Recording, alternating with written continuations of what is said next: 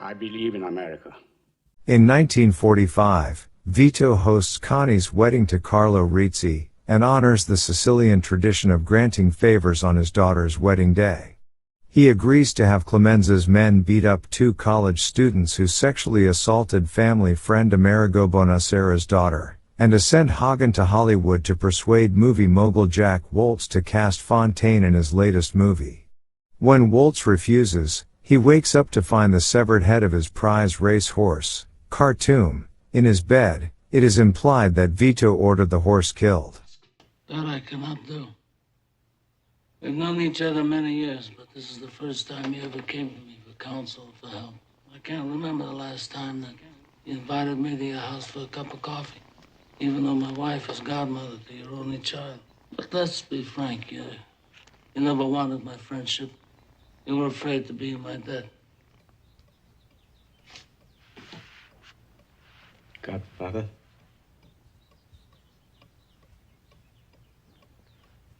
Someday, and that day may never come, I'll call upon you to do a service for me. Godfather, I don't know what to do. You can act like a man! What's the matter with you? Is this how you turn down a Hollywood Pinocchio that cries like a woman? What can I do? You spend time with your family? Sure I do. Good. Because a man who doesn't spend time with his family can never be a real man. I'm gonna make him an offer he can't refuse. Soon afterward, heroin kingpin Virgil Sollozzo asks Vito to invest in his operation. Sollozzo is backed by the rival Tattaglia family, and wants Vito's political influence and legal protection. Vito declines, believing the politicians and judges on his payroll would turn against him if he engaged in drug trafficking. During the meeting, Sonny expresses interest in the deal. After the meeting, Vito chastens his son for letting an outsider know what he was thinking. Shortly afterward, as Vito goes to buy oranges from a fruit stand, Sollozzo's hitmen emerge with guns drawn. Vito runs for his Cadillac, but is shot 5 times. Frito, who had been accompanying Vito, drops his gun and is unable to return fire as the assassins escape. Now, what is the interest for the Tattaglia family? Protection, that's what you're telling me. That's right. Why do you come to me? Why do I deserve this generosity? If you consider $1 million in cash, just finance. Salud, Corleone. It's true. I have a lot of friends in politics. But they wouldn't be friendly very long if they knew my business was drugs instead of gambling, which they regard as a harmless vice. But drugs is a dirty business. Oh, Don Corleone. It doesn't make any difference to me what a man does for a living, you understand? But your business is a little dangerous. If you're worried about security for your $1 million, the Tattaglias will guarantee. Come here. What's the matter with you? I think your brain is going soft from all that comedy you're playing with that young girl. Never tell anybody outside the family what you're thinking again. Go on.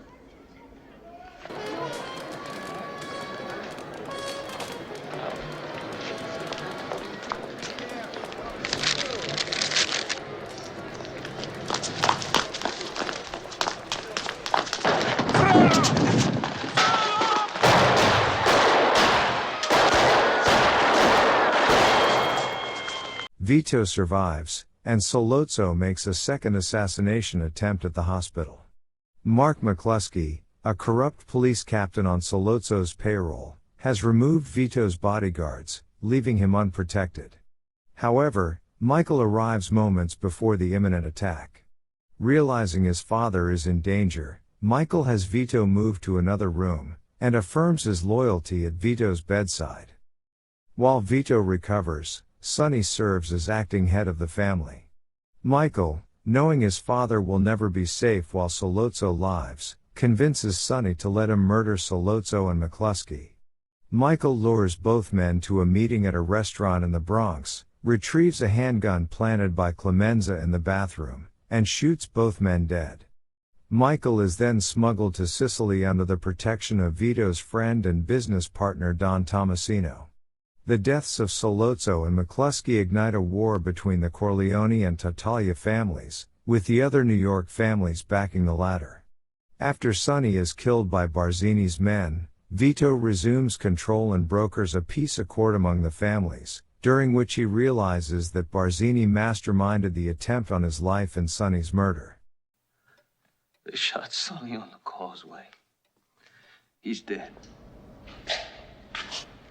I want you to use all your powers and all your skills. I don't want his mother to see him this way.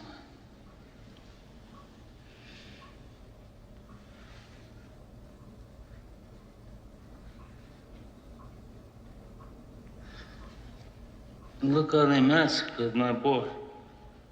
So unnecessary. Country. Talia lost a son. I lost a son. We're quits. And if Talia agrees, then I'm willing to let things go on the way they were before. All right. I have to make arrangements to bring him back here safely. Clear of all these false charges. But I'm a superstitious man.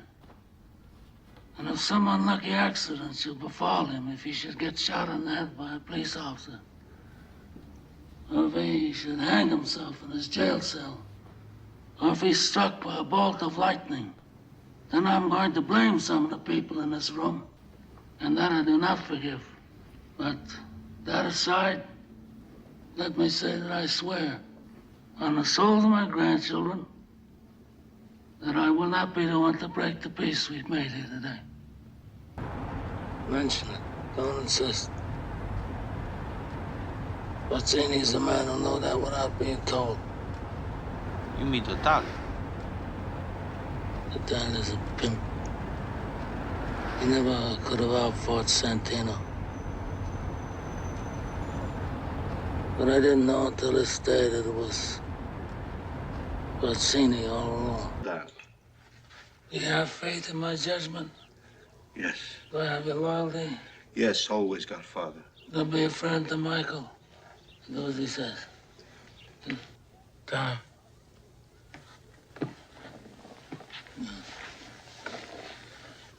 I advise Michael. I never thought you were a bad consigliere. I thought Santino was a bad Don. Rest in peace. Michael has all my confidence, as you do. But there are reasons why he must have no part in what is going to happen. Michael returns home to become Vito's heir apparent. Michael marries his girlfriend Kay Adams, and Vito retires, making Michael the operating head of the family, something Vito had never wanted for his favorite son. Vito becomes his informal consigliere, replacing Hagen.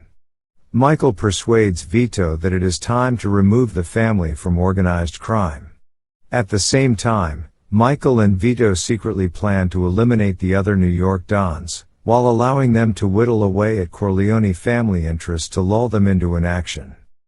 Vito warns Michael that Barzini will set Michael up to be killed under the guise of a meeting. Barzini will use one of the Corleone family's most trusted members as an intermediary.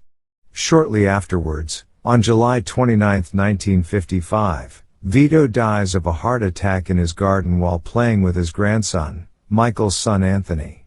In the novel, his last words are, "Life is so beautiful." At Vito's funeral, Tessio inadvertently reveals that he is the traitor when he tells Michael that Barzini wants a meeting and that he can set it up on his territory in Brooklyn, where Michael would be safe.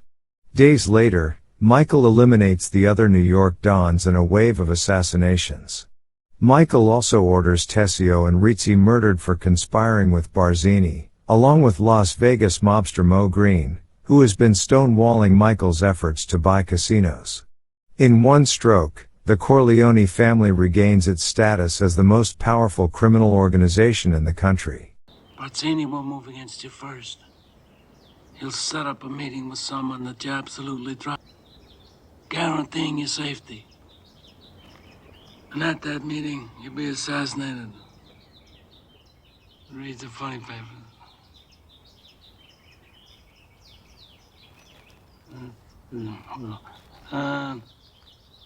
I want you to arrange to have a telephone man check all the calls that go. You're not here. I did it already, Pop. You know, good me Pop, anyone. I took care of that. Oh, that's right. I forgot.